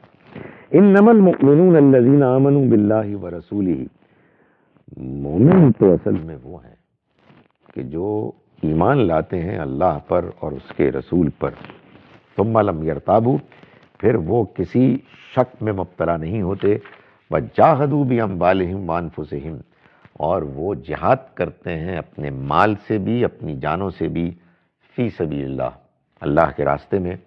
اولئک ھم الصادقون، یہی لوگ ہیں کہ جو سچے ہیں، سچے یعنی دعوی ایمان میں سچے ہیں۔ قل اتعلمون اللہ بدینکم، پوچھو کہ کیا تم اللہ کو اپنے دین کے بارے میں بتا رہے ہو، آگاہ کر رہے ہو؟ واللہ یعلم ما فی السماوات وما فی الارض، اور اللہ تو جانتا ہے جو کچھ آسمانوں میں ہے اور جو کچھ زمین میں۔ واللہ بکل شیء علیم، اور اللہ ہر چیز کا جاننے والا ہے۔ یمنون علیک ان اسلموا، وہ احسان جتلاتے ہیں آپ پر اس بات پر کہ انہوں نے وہ اسلام لے آئے، فرما برداری قبول کر لی۔ قل لا تمنوا علی اسلامکم، ان سے کہو کہ مجھ پر اپنے اسلام لانے کا احسان مت جتلاؤ۔ بل اللہ یمن علیکم ان ہداکم للایمان، نہیں بلکہ اللہ ہے کہ جس نے احسان کیا تم پر کہ اس نے تمہاری رہنمائی کی ایمان کی طرف۔ ان کنتم صادقین، اگر تم واقعی سچے ہو۔ ان اللہ یعلم غیب السماوات والارض، اللہ جانتا ہے آسمانوں اور زمین کے غیب کو۔ واللہ بصیر بما تعملون، اور اللہ جو کچھ تم عمل کرتے ہو اس کو دیکھ رہا ہے۔ اقول قولی ھذا واستغفر اللہ لی ولکم۔ یہ وہی سے کہیں سے آپ ہفتہ پہلے ملے تھے یا کافی عرص کا انٹریکشن؟ نہیں، وہ ایک دوسرے ہیں۔ اب تو آج کل تو آ رہے ہیں نا، خاص وہ اصل میں کوئی ملانا چاہتا ہے تو ظاہر ہے ملنے میں تو کوئی حرج نہیں ہے۔ گڈ پیپل، باہر سے بھی آ رہے ہیں نا، مطلب یہ جو ہیں یہ شاید یہ آسٹریلیا سے آئے ہیں۔ اللہ تبارک و تعالی، اچھا جی، یہ تو سوال نہیں ہے، سوال کہاں ہے؟ سوال کہاں ہے؟ My question is that we are born with instinct only and we develop conscience by training from society and by education. But in Quran it is said that we are born with conscience. کہاں گیا بھائی؟ That makes us inclined towards doing good. Like there is a supreme power who is the creator, and we should do good to others and do what we have desire from them for ourselves. Though in psychiatry we learned that we are born with instincts only and no conscience at all. Can you please explain it? دیکھیں، کیا آپ کا یہ فرمانا ہے کہ ہمارے کچھ انسٹنکٹس ہیں، مگر اگر ہمیں یہ بتایا جائے کہ جھوٹ بولنا بہت اچھی بات ہے اور سچ بولنا بہت گھٹیا بات ہے، تو ہم ایسا کرنا شروع کر دیں گے؟ نہیں، یہ نہیں ہو سکتا. انسان کو یہ کوئی ٹریننگ، کوئی خارج کی کا ماحول اس طرح سے متاثر نہیں کر سکتا. یہ ٹھیک ہے کہ انسان کے اندر اللہ نے امتحان کی غرض سے یہ چیز رکھی ہے کہ جو باتیں اس کو اچھی لگتی ہیں اس کی فطرت میں، جو اس کی کانشنس میں، اس کی ضمیر میں، فطرت میں ہے، وہ دھیرے دھیرے اس کے ہاتھ سے محو ہو جاتی ہے اگر وہ اپنے ضمیر کی آواز کو اگنور کرے. یعنی جھوٹ بولنا یہ مطلوب اور پسندیدہ چیز ہے، یہ انسان کی فطرت قبول نہیں کرتی. ہاں، البتہ یہ ہے کہ انسان اپنی فطرت کی آواز کو اگنور کرتے کرتے جھوٹ بولتا رہے اور بولتے بولتے اس پہ کمفرٹیبل ہو جائے، تو اس کی گنجائش رکھی ہے، جس کو کہتے ہیں ڈی جنریشن، کہ آدمی اپنے آپ کو بگاڑ دیتا ہے. اس کا امکان ہے، ورنہ یہ ایک حقیقت ہے کہ انسان ایک بہت لمبی فہرست ہے ڈوز اور ڈونٹس کی، جس میں پوری انسانیت متفق ہے. یعنی گڑبڑ ہم کرتے ہیں، زیادتیاں کرتے ہیں، اس کی خلاف ورزیاں کرتے ہیں، اس لیے کہ اس سے ہم کو فائدہ پہنچتا ہے. یہ ایک امتحان ہے جس میں ہم کو ڈال دیا گیا ہے. ایک طرف نیکی کا احساس ہے، ایک طرف بدی کے برا ہونے کا احساس ہے، لیکن بدی کو اٹریکٹیو بنا دیا گیا اور نیکی کو ٹرائنگ، ٹیسٹنگ بنا دیا گیا، جس کی وجہ سے بہت سے لوگ حوصلہ نہیں کرتے اور نیکی کو اگنور کرتے ہیں. ورنہ ایسا کیوں ہوتا ہے؟ کیا آپ کو کبھی نہیں ہوا کہ آپ نے یہ محسوس کیا کہ مجھے اپنے والد سے بڑی محبت ہے، میں ان کی عزت کرتا ہوں، مجھے اپنی والدہ سے بڑا لگاؤ ہے، میں ان کا احترام کرتا ہوں، لیکن یار یہ امی نے یہ بات کیوں کی؟ ابا کو یہ بات نہیں کرنی چاہیے تھی. یہ کیوں ہوتا ہے؟ پھر تو آدمی کو بالکل اندھا ہونا چاہیے. جو گھر میں ہو رہا ہے وہ آدمی کا بالکل ٹھیک ہو رہا ہے. یہ آدمی اپنے اندر کی آواز کو دھوکہ دے کے کمپرومائز کرتا ہے اور غلط باتوں کو بھی ماننا شروع کر دیتا ہے. ورنہ اس میں کوئی شک نہیں ہے کہ انسان کا بچہ جہاں پیدا ہوا ہے، جس زمانے میں پیدا ہوا ہے، وہ اپنے ساتھ یہ احساس لے کر آیا ہے کہ کچھ چیزیں بری ہیں، کچھ چیزیں اچھی ہیں. آپ کی سائیکیٹری میں اگر یہ نہیں پڑھایا جاتا تو اس کو آپ شامل کر لیں، آپ اس میں ایڈ کریں، آپ کوئی تھیوری پیش کریں، آپ ان کو ایکسپیریمنٹ کر کے بتائیں، آپ ٹریول کریں، آپ مختلف جگہوں پہ جا کے لوگوں سے پوچھیں. میں تو آپ کو یہ پہلے بتا چکا، ایک ہی مرتبہ میرا اتفاق ہوا انڈیا میں جانے کا، تو مجھے جو اسائنمنٹ دی گئی ان میں سے ایک یہ تھی کہ میں ایک گروپ کے سامنے ایتھکس پر، موریلٹی پر گفتگو کروں. یہ کوئی there was something like 400 officials, employees of a group of industries. مجھے یہ بتایا گیا کہ ان میں سے vast majority of them were Hindus. Bombay میں میں نے کچھ نہیں کیا سوائے اس کے کہ سورہ بنی اسرائیل کی سورہ نمبر 17 کی آیات نمبر 22 سے لے کر 39 تک میں نے اس کو بیان کر دیا وداؤٹ ٹیلنگ دیم کہ میں قرآن بیان کر رہا ہوں اپنے الفاظ میں، جس میں پہلی چیز تھی کہ تمہارے رب نے یہ فیصلہ کر لیا ہے کہ نہیں عبادت کی جائے گی کسی کی سوائے اس کے، اور والدین سے اس نے سلوک کیا جائے گا.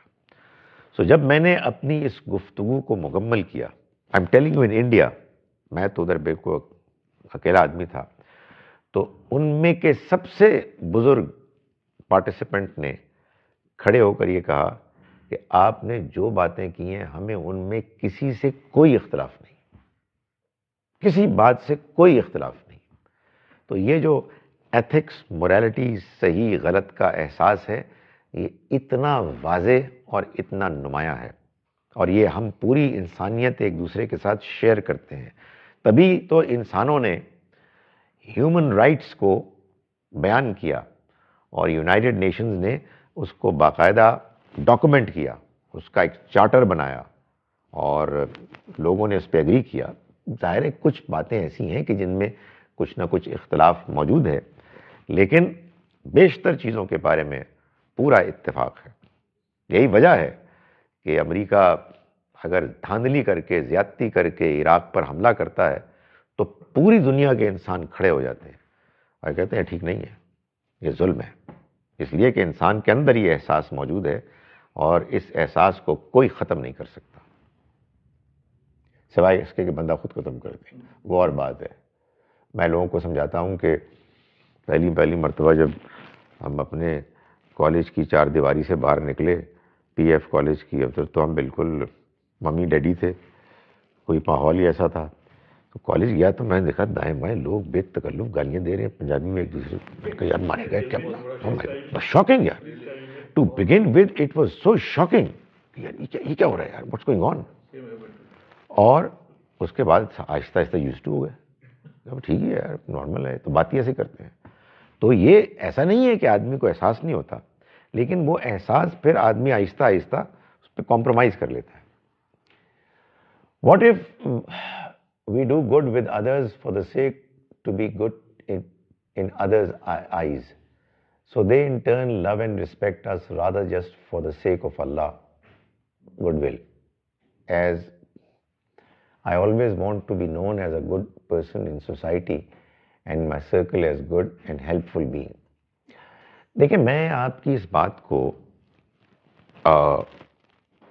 یہ تو نہیں کہتا کہ یہ کوئی نیگیٹو چیز ہے، لیکن آپ نے نیکی کر کے اور نیکی کی ویلیو کو ضائع کر دیا.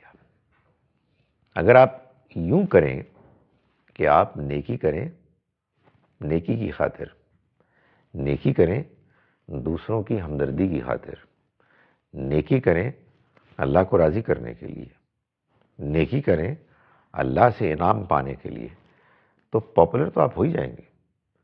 لیکن پاپولر ہونے کے لیے نیکی کرنا اصل میں یہ نہیں کہہ رہا کہ یہ کوئی برائی ہے، مگر میں یہ کہہ رہا ہوں کہ یہ نیکی کو ضائع کرنا ہے. مطلب جو آپ نے ایک غرض ہو گئی اور آپ نے نیکی کرنے کے باوجود اس سے حقیقت میں کچھ نہیں پایا. وہ بڑی شلو سی بات ہوئی نا. آدمی کسی کو کھانا دے رہا ہے، اور کیوں دے رہا ہے؟ تاکہ ایک سیلفی آ جائے اور پھر میں اس کو فیس بک میں لگاؤں. دنیا کے لیے کر رہے ہیں. تو اللہ تعالیٰ تو یہ کہتے ہیں کہ یہ تو میں نے تم کو یہ سب کچھ دیا ہے تو تم اس کو پیور ریزنز کی وجہ سے کرو. تو تمہیں جو تمہاری جو سیلفش ریزنز ہیں وہ تو خود بخود ہی مل جائیں گے، وہ تو تمہیں حاصل ہو جائیں گے. تو I think it's not a great idea کہ آپ اس کو اپنی پاپولیرٹی کے لیے کریں. Allah knows about our iman and I also realize my weaknesses in terms of motivation for amal. I practice sincerely for a few days and then start losing real spirit of amal. Khushu in namaz or delay in prayers. How to be persistent to struggle for real spirit of iman. پہلا جواب تو یہ ہے کہ likewise here. So کوئی آپ جو بات کر رہی ہے کوئی صرف آپ کے ساتھ نہیں ہے، میرے ساتھ بھی ہے. مگر اس میں ہم اسٹرگل کرتے ہیں، اس میں ہم فائٹ کرتے ہیں. ہم بعض اوقات اس بیٹل میں کمزور پڑتے ہیں اور بعض اوقات اٹھ کھڑے ہوتے ہیں اور آگے بڑھتے ہیں. کیسے کرتے ہیں اس کو؟ دیکھیں 3 چیزیں ہیں جو ذہن میں آتی ہیں. ایک، اچھے لوگوں کی صحبت اختیار کریں، اچھا ماحول دیکھیں جو اچھی باتیں کر رہے ہیں، تو انشاءاللہ آپ کو اس ماحول کا پازیٹیو اثر ہوگا، آپ اس سے متاثر ہوں گے. برے ماحول میں رہیں گے تو برائیاں آپ کو اٹریکٹ کریں گی، بری چیزیں آپ کی طرف آئیں گی. آنیسٹلی ایک زمانے میں وہ اچانک جب میرے اندر دینی تبدیلی آئی تو کچھ بہت زیادہ آ گئی. تو میں بہت زیادہ مولوی ہو گیا، بڑی لمبی داڑھی اور ٹوپی اور وغیرہ وغیرہ نا. تو اس کے بعد میں لوگوں سے کٹ گیا. تو میں نے اس سے بہت پایا. تو جب میں دوبارہ لوگوں میں ملا تو میں نے محسوس کیا یار یہ تو بہت مشکل کام ہے. اب آپ جائیں نا اپنے پرانے دوستوں میں تو وہ جو جس طرح باتیں کرتے ہیں، اللہ ہی معاف کرے، میں نے ابھی آج کل میں نے کمنٹ کیا اپنے واٹس ایپ گروپ میں کہ یار یہ بڈھا ہو گئے تو آدمی بہت خراب ہو جاتا ہے. کیا بدتمیزیاں کر رہے ہو تم لوگ یار، کوئی تمیز کی بات کرو یار، اب تو قبروں میں لٹکنے والے ہو. صحبت ایک بڑی امپورٹنٹ چیز ہے، نمبر 1. نمبر 2، نماز. آپ نے نمازی کی بات کی. میں آپ کو کہتا ہوں کہ نماز کو اچھا کرنے کے لیے آپ یہ طے کریں کہ آپ نے وہ نماز پڑھنی ہے کہ جو احسان کی نماز ہے، جس کو کہ نبی صلی اللہ علیہ وسلم نے فرمایا کہ تم ایسے اللہ کی عبادت کرو کہ گویا کہ تم اس کو دیکھ رہے ہو. اس لیے کہ اگرچہ کہ تم اس کو نہیں دیکھ سکتے مگر وہ تو تم کو دیکھتا ہے. یعنی جب آپ نماز کے لیے کھڑے ہوں تو آپ اپنے اوپر یہ کیفیت طاری کریں، آپ اپنے آپ کو سمجھائیں، اپنی مائنڈ کو فوکس کرائیں کہ میرا اللہ مجھے دیکھ رہا ہے. تو انشاءاللہ آپ یہ دیکھیں گے کہ ایک تو آپ کے سامنے آپ کی برائیاں آئیں گی اور آپ ان پر نادم ہوں گے اور آپ اللہ سے معافی مانگیں گے، اور انشاءاللہ آپ کا دل ہلکا ہوگا، اور انشاءاللہ آپ یہ محسوس کریں گے کہ آپ اللہ کو دیکھ رہے ہیں، ان آنکھوں سے نہیں، دل کی آنکھوں سے. تو اس کو کرنے کی کوشش کریں. And last but not the least, مطلب نمازی کے اندر آپ اس کو سمجھ کے پڑھیں. نماز کے میں ہمیشہ کہتا ہوں 2 حصے ہیں. ایک حصہ وہ ہے جو لازم ہے. وہ کیا ہے؟ وہ سورہ فاتحہ ہے. سورہ فاتحہ کے بعد قرآن کا ایک حصہ پڑھنا ہے، مختلف پاسچرز بدلتے ہوئے اللہ اکبر کہنا ہے، رکوع سے اٹھتے ہوئے سمیع اللہ لمن حمدہ ربنا لک الحمد کہنا ہے، اور نماز کے اختتام پر السلام علیکم ورحمۃ اللہ کہنا. یہ لازم حصے ہیں، یہ اس میں کوئی تبدیلی نہیں ہو سکتی. چنانچہ یہ ایسے ہی پڑھنے جیسے حضور نے بتایا. باقی نماز کے حصے میں حضور نے اختیار دیا ہے، کبھی ایک چیز، کبھی دوسری چیز، کبھی تیسری چیز. اس کو آپ جیسے مرضی پڑھیں، کوئی یہ پڑھ لیں، کوئی وہ پڑھ لیں، جو چیز جب آپ کے دل کو لگے اور جس زبان میں پڑھیں. نماز آپ کی اللہ سے ملاقات ہے. سجدے میں آپ جا کے، میں لوگوں کو کہتا ہوں یہ کیا بات ہوئی کہ آپ سجدے میں گئے اور آپ نے سبحان رب الاعلیٰ، سبحان رب الاعلیٰ، سبحان رب الاعلیٰ، اللہ اکبر، اللہ اکبر، سبحان رب الاعلیٰ، سبحان رب الاعلیٰ، سبحان رب الاعلیٰ، اللہ اکبر، پھر اٹھ کے آ گئے. ہوا کیا؟ 2 رکعتیں مکمل ہو گئی ہیں جناب، تیسری شروع کر رہے ہیں. خدا کے بندے، تم سجدے میں خدا کے قریب ترین ہوتے ہو. نبی صلی اللہ علیہ وسلم کو اللہ تعالیٰ نے ایک موقع پر جب آپ بہت ستائے جا رہے تھے، لوگ پریشان کر رہے تھے، تو اللہ تعالیٰ نے فرمایا کلا لا تطعہ، آپ ان کی پرواہ نہ کریں، وسجد، سجدہ کریں، وقترب، اور قریب آ جائیں، یعنی اللہ کے قریب آ جائیں. تو آپ اللہ میاں سے باتیں کریں، آپ اس سے کہیں کہ اللہ میاں میری نماز خراب ہو رہی ہے، میرا ایمان خراب ہو رہا ہے. تو آپ دیکھیں کیسے آپ کو بدلے گا. اور میں نے 3 چیزیں کہی تھی، تو نمازی میں نے ایک چیز ایڈ کر دی. تیسری چیز سب سے بڑی، وہ قرآن. کبھی کبھی وقت نکال کے قرآن پڑھا کریں. قرآن بڑی غیر معمولی چیز ہے. اور قرآن کو پڑھنے کا مطلب یہ نہیں ہے کہ آپ کہیں کہ یاسین والقرآن الحکیم انک لمن المرسلین علی صراط مستقیم تنزیل العزیز الرحیم. یہ پتہ نہیں کیا ہے، مجھے نہیں پتہ کیا ہے. قرآن کا پڑھنا تدبر، غور و فکر. وہ کیا ہے؟ یاسین والقرآن الحکیم. رک گیا، اس کا کیا مطلب ہے؟ انک لمن المرسلین، کیا؟ والقرآن الحکیم انک لمن المرسلین. اے خدایا کیا ہے؟ سو آپ 10 منٹ 15 منٹ روزانہ پڑھیں گے، اور خاص طور پر اپنے آپ کو سامنے رکھ کر بدل دیتا ہے قرآن. قرآن سے پڑھ کر، قرآن سے زیادہ زوردار، ایفیکٹو، مؤثر آدمی کے اندر اللہ کا قرب پیدا کرنے والی چیز اور کوئی نہیں. سو قرآن، نماز، اچھی صحبت. اس کے بعد پھر آپ مجھے بتائیے گا اچھی اچھی اپنے تجربات سے، تاکہ میں بھی آپ سے موٹیویٹ ہوں. جی آپ لیں. جی بہت ضروری ہے. یہی تو وہ ڈیٹرنٹ ہے اچھا اٹھنے سے روکتا ہے جو سوال کرنے ضرور. جی جناب.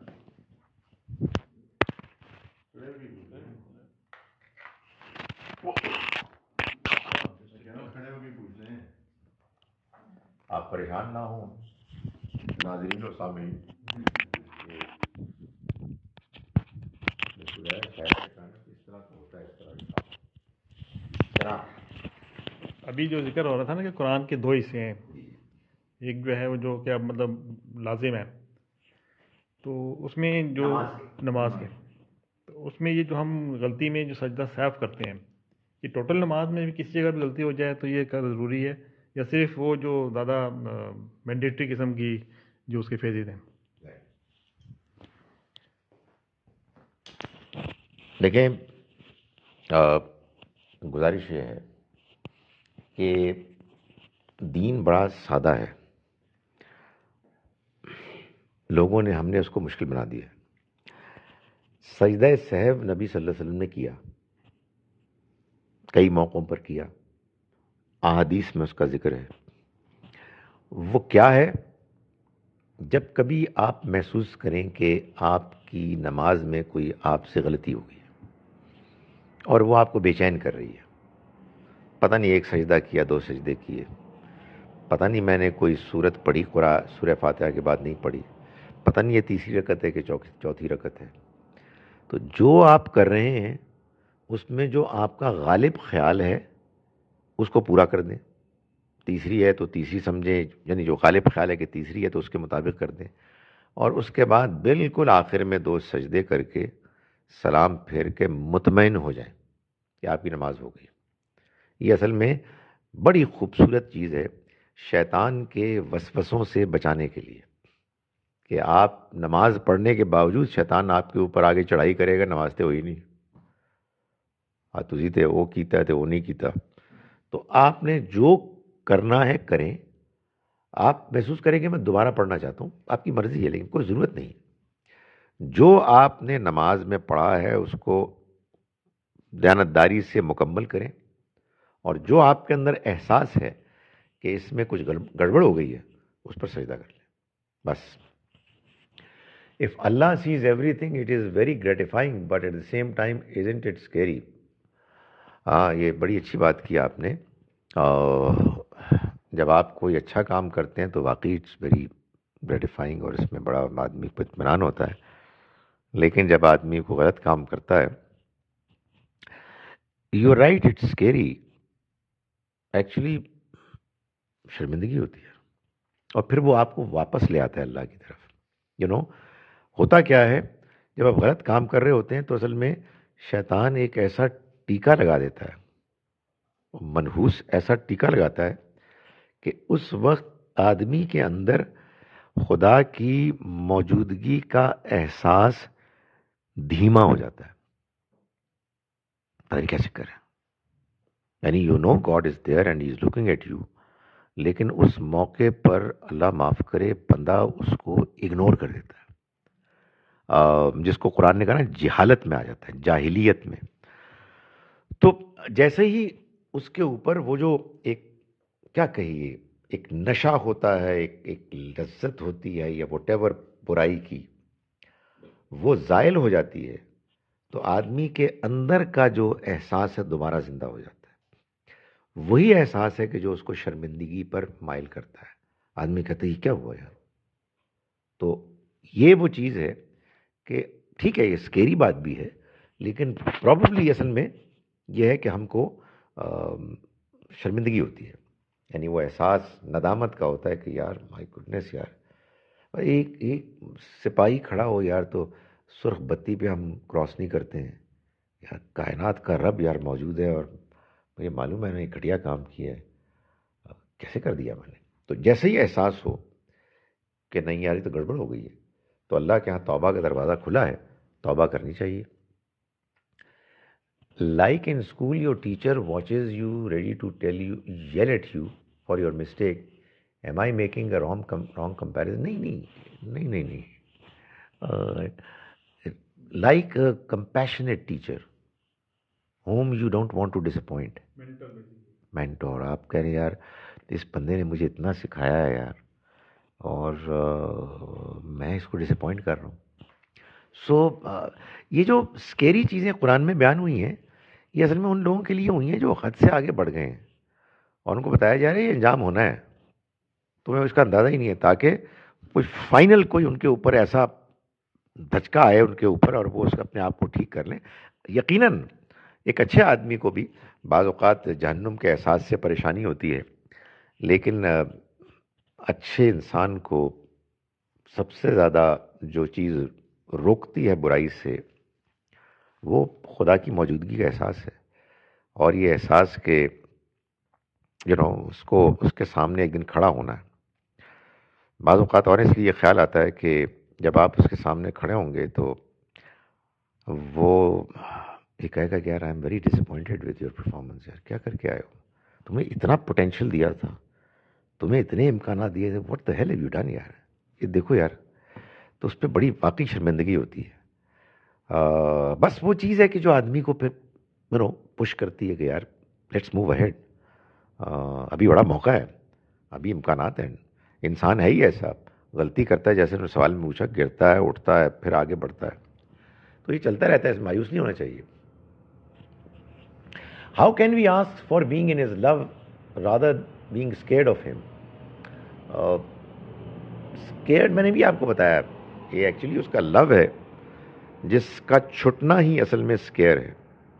मैंने गुजारिश की कि कुरान मजीद में जो खौफ पैदा किया गया है वो तो उन लोगों के लिए पैदा किया है कि जो उसकी मोहब्बत को छोड़कर कहीं ख्वाहिशात के पीछे चल पड़े हैं, कहीं अपनी अनानियत के पीछे चल पड़े हैं. तो उनको ये बताया गया है कि वो भी एक रियलिटी है. और बाज़ औक़ात खौफ भी अल्लाह की मोहब्बत की तरफ ले जाने वाला होता है, जब आदमी किसी ऐसी गंदगी में फंस जाए कि जिससे निकलना आम तरीके से मुमकिन ना हो. तो जब आखिरत की जवाबदेही और जहन्नुम एक रियलिटी है तो उसका खौफ भी आदमी के ऊपर तारी होना चाहिए. लेकिन नॉर्मल चीज़ वो तो उसकी मोहब्बत है. चनाचे हम कुरान का आगाज़, दीन का आगाज़ अल्हम्दुलिल्लाह रब्बिल आलमीन से करते हैं. तमाम शुक्र, तमाम तारीफ़ उस अल्लाह की है कि जो जहान वालों का रब है. वला तजस्ससू, और किसी के मामलात की टोह में ना पड़ो. इस ज़िमन में सहाफ़ी और अखबारी रिपोर्टर्स तो मुस्तकिल तौर पर दूसरों की टोह में पड़े रहते हैं. तो क्या इस्लाम में इस तरह की सहाफ़त मरदूद और हराम है? सहाफ़ियाना इन्वेस्टिगेशन के दो हिस्से हैं. एक हिस्सा वो है कि जो इम्पोर्टेंट इन्वेस्टिगेशन है, जिसका ताल्लुक़ कौमी मामलात से है, कौमी मफादात से है. और एक दूसरा हिस्सा वो है कि जो महज लज्जत से है, महज अपना फ़ैन क्लब बढ़ाने से है, महज अखबार की सर्कुलेशन बढ़ाने से है. कैसे फ़ैसला होगा? आपने अपने दिल में एक वो रख लें, एक ऐसा बैरोमीटर, गेज, जिससे आप ये फ़ैसला करें कि नहीं यार, इसका कोई ताल्लुक़ मेरे मुल्क के किसी मामले से नहीं है, ये खामख़ा एक मैं किसी की ज़ात को उछाल रहा हूँ. तो ये इंसान कर सकते हैं. हकीकत वाक़या ये है कि लोग करते हैं, हर जगह करते हैं. इस वजह से इस मामले में भी सबको हसास होने की ज़रूरत है. आखिर सहाफ़ी भी हमारे मुसलमान हैं, उनको अपने इस्लाम और दीन के मामलात पर हसास होना चाहिए. To have fear of Allah in your heart also a part of Iman. Why not, क्यों नहीं है? आदमी बाज़ औक़ात ये महसूस करता है कि ख्वाहिशात बहुत गालिब आ गई हैं और आदमी बहुत दूर चला गया है, तो आदमी को डरना चाहिए अल्लाह से. लेकिन मैं ये गुजारिश कर रहा हूँ कि उस डरने का क्या मतलब है? उस डरने का एक मतलब है जहन्नुम से डरना, वो भी ठीक है, खैर अल्लाह ने बताया है, तो वो भी डरने की चीज़ है, बहुत डरने की चीज़ है. लेकिन डरने का एक और मतलब है कि अल्लाह नाराज़ ना हो जाए. اس سے جو اس کی جو محبت مجھے حاصل تھی، اس کی جو توجہ مجھے حاصل تھی، وہ کہیں ختم نہ ہو جائے. یہ زیادہ یہ زیادہ ڈر کی بات ہے. ماں باپ کے تھپڑ بھی ڈر والی چیز ہوتے تھے، مگر ان کے چہرے پر ایک ڈس اپوائنٹمنٹ کے جو ہے نا وہ اثرات، ایکسپریشن، وہ زیادہ تکلیف دہ ہوتی تھی چیز. سو اللہ تعالیٰ ناراض ہو گیا ہے، یہ ایک بڑی ڈر کی چیز ہے. Fear of Allah and love of Allah should reside together in our hearts. وہ ٹھیک ہے، وہ ہر ایک کی اپنی ایک ایکویشن ہوتی ہے، دونوں ہی ہونے چاہیے اور دونوں لازم و ملزوم ہیں. یعنی یہ ایک ہی حقیقت کے دو پہلو ہیں. Is it a must to recite one سورہ اور we can recite more surahs after سورہ فاتحہ؟ یعنی زیادہ بھی کر سکتے ہیں، کس نے روکا ہے جی؟ کم سے کم اتنا آپ پڑھ لیں کہ ایک بات پوری بیان ہو جائے، وہ چھوٹی سی ہو. زیادہ کا موڈ ہے، زیادہ پڑھیں الحمدللہ. روح کیا ہے؟ روح اس کو کہتے ہیں، یہ ویسے متشابہات ہیں، میٹافوریکل ایک ایکسپریشن ہے کہ ہمارے جسم کے اندر اللہ نے ہماری ایک ایسی شخصیت، ایک ایسا نہ نظر میں آنے والا رکھ دیا انسان کا وجود، کہ جس میں اس کا ضمیر ہے، جس میں صحیح اور غلط میں فرق کرنے کی صلاحیت ہے، جس میں عقل ہے، جس میں موٹیویشن ہے. یہ جسم تو صرف ایک کور ہے، اور جو اب ہمیں سائنس بتاتی ہے کہ بدلتا رہتا ہے. کل کچھ تھا، آج کچھ ہے، کل کچھ ہوگا، نظر بھی آتا ہے.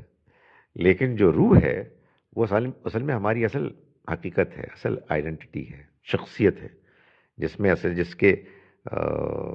جس کے فیصلے ہیں کہ جن کو پھر جسم نافذ کرتا ہے. جناب چلے جی، اقول قولی ھذا واستغفر اللہ.